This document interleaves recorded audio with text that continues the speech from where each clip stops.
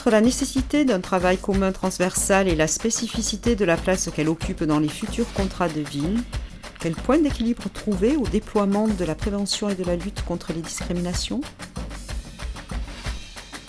La loi Lamy a inscrit la question de la discrimination comme un axe transversal, c'est-à-dire que la lutte contre les discriminations avait vocation à s'inscrire dans une approche intégrée. Effectivement, c'est la démarche la plus opérante. L'approche intégrée s'intéresse à la lutte contre les discriminations dans l'ensemble des champs de la politique de la ville, éducation, emploi, logement, santé, culture. Chaque partenaire du contrat de ville est tenu de traduire la question des discriminations dans ses objectifs propres, à partir d'un document qui précise les actions à mener. C'était précisément l'objectif assigné à tous les contrats de ville, qui devaient se doter chacun d'un plan territorial de prévention et de lutte contre les discriminations. Mais au final, très peu de ces plans ont été ainsi formalisés. Que faut-il en déduire ? Que la lutte contre les discriminations n'arrive pas à s'instituer comme une véritable politique publique ? Qu'on a du mal à regarder les choses en face, de partager les questions et de construire les réponses ? On peut toujours s'interroger sur les difficultés rencontrées dans la prise en charge de la discrimination comme rupture d'égalité et comme offense à la promesse républicaine. Mais pour ne pas céder au discours de l'impuissance et de la fatalité, il y a lieu, avec les prochains contrats de ville, de consacrer une place entière à la lutte contre les discriminations. Si la transversalité a été synonyme de dilution, il y a lieu d'accorder dans les prochains contrats une place centrale aux enjeux de la lutte contre les discriminations.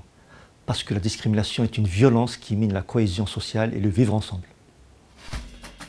Quels engagements et quelles actions spécifiques doivent mener les signataires des futurs contrats de ville pour fédérer davantage autour de cette question de la prévention et de la lutte contre les discriminations ?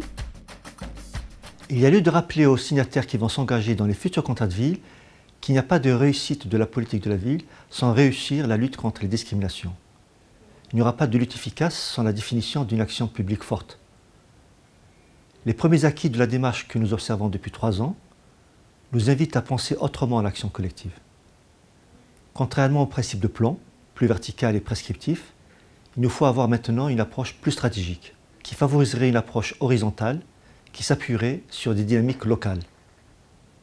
En mode projet, toutes les composantes d'un territoire donné, habitants, institutions, élus, professionnels, opérateurs économiques et associatifs, sont encouragés à coopérer autour d'une problématique bien identifiée. L'approche stratégique aboutit aussi à territorialiser la lutte contre les discriminations. Aborder la question par les territoires, c'est d'abord répondre à la discrimination sur son terrain, car celle-ci est vécue dans la proximité et le quotidien. C'est aussi se donner collectivement les moyens d'identifier les mécanismes qui la produisent. Cette coopération territoriale permet de construire une réponse collective, concrète et adaptée à des situations locales identifiées. Les signataires sont ainsi tenus de traduire leur engagement en actes, en commençant par vérifier le principe de non-discrimination dans les pratiques professionnelles. Ces engagements ont un effet d'accélérateur de transformation, mais doivent être soutenus par une stratégie globale qui fixe les objectifs à atteindre. Dans les futurs contrats de ville, pourquoi est-il fondamental d'outiller les acteurs de terrain et d'accompagner les victimes de discrimination ? Oui, la lutte contre les discriminations doit partir des réalités que vivent les personnes discriminées, en réduisant l'isolement des victimes et en leur donnant la parole. La place de la parole des victimes est importante dans les processus de transformation des pratiques et des représentations.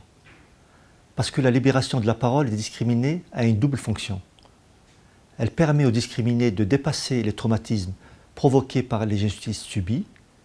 Elle fait prendre conscience aux acteurs publics de la réalité de la discrimination. Enfin, comme la parole est action, il est important d'entendre les victimes, de les accompagner et de mobiliser le droit. Il faut aussi accompagner et outiller de manière générale les acteurs de terrain. L'accompagnement doit permettre d'organiser la lutte contre les discriminations. La réussite de la lutte ne peut être que collective.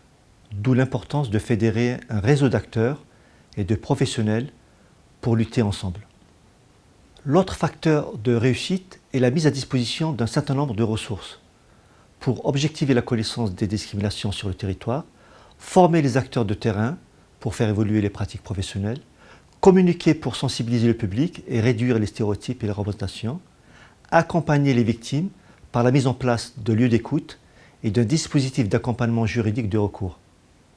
Cela représenterait un équipement commun, mis à disposition et mutualisé, qui permettrait par la même occasion de toucher aux besoins d'une fonction d'observatoire de la prévention et de la lutte contre les discriminations dans le territoire.